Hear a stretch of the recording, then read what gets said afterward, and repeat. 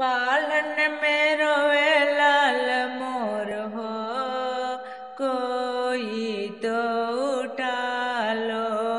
पालन में रोवे लाल मोर हो, कोई तो उठा लो।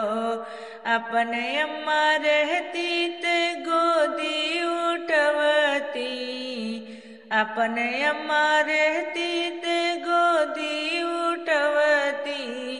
सैया का अम्मा कठोर हो, कोई तो उठा लो।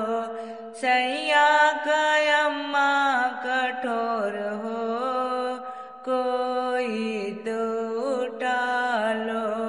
पालन में रोवे लाल मोर हो, कोई तो उठा लो। अपने भाभी रहती ते गोदी उठवती, अपने भाभी रहती ते गोदी उठवती। सैया का भाभी कमजोर हो, कोई तो उठा लो।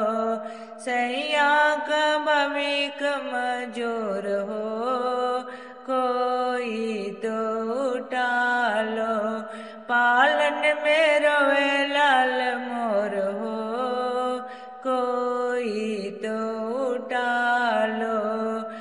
पालन में रोवे लाल मोर हो, कोई तो उठा लो।